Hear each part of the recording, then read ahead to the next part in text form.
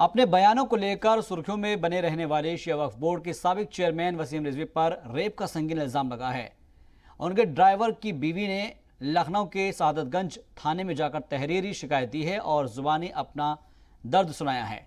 मुतासिरा के मुताबिक वसीम रिजवी डरा धमकाकर उसके साथ काफ़ी वक्त से रेप करता था। कभी भी वो उसके शौहर को किसी बहाने से शहर से बाहर भेजकर उसके साथ ज़बरदस्ती किया करता था और जब बर्दाश्त से बाहर हुई तो उसने अपने शौहर को इसकी पूरी बात की जानकारी दी। जब उसका शौहर पूछने गया तो जान से मारने की धमकी दी गई। हालांकि वसीम रिजवी पूरे मामले से साफ इनकार कर रहे हैं। उनका कहना है कि मजहबी बयान देने को लेकर उनके खिलाफ एक साजिश की जा रही है जिसमें उनका ड्राइवर भी मुखालिफों के साथ शामिल है। अरे वो धीरे धीरे हो रहा था। जब मुझसे बर्दाश्त से बाहर हुआ तो मैंने अपने पति को बताया। उन्हीं ने हमको बताया, जब पूछा जाके तो इनको बहुत ज़्यादा मारा। उन्हीं ने बहुत ज़्यादा मारा। वसीम रिजवी ने क्या किया आपके साथ? ऐसी क्या बात कर दी है जिससे आप यहाँ आए? बताओ खुल क्या। उन्हीं ने मेरे साथ रेप किया।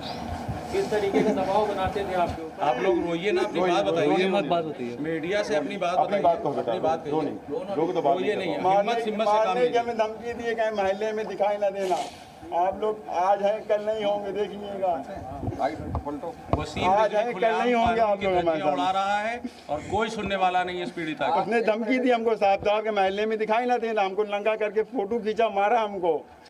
गुमसुम रहती थी, परेशान रहती थी। जब परिवार वालों ने पूछा तो उसने हिम्मत से काम लिया और अपने परिवार वालों को बताया। वो हिम्मत करके आज यहाँ पर आए हैं सादतगंज कोतवाली में और अपनी शिकायत लिखित रूप से और मौखिक रूप से श्रीमान प्रभारी निरीक्षक महोदय जी को दी है। हम लोग पिछले 2 घंटे से अनुनय विनय कर रहे हैं।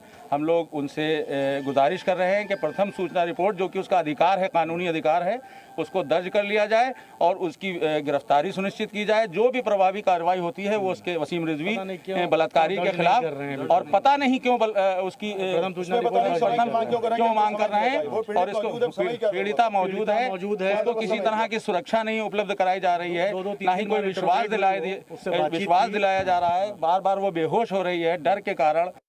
सलमान जो है ये कहीं किसी से फोन पर बात करके सारी खबरें हमारी लीक करता है। इस कारण हमने सुरक्षा की दृष्टि से इसको नौकरी से हटा दिया और इसको जो एक मकान रहने के लिए दिया था वो भी हटा दिया। 11 तारीख को इसको नौकरी से हटाया गया है।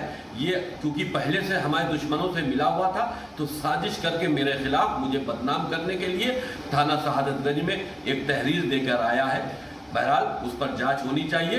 जांच हो जाएगी, दूध का दूध पानी का पानी हो जाएगा।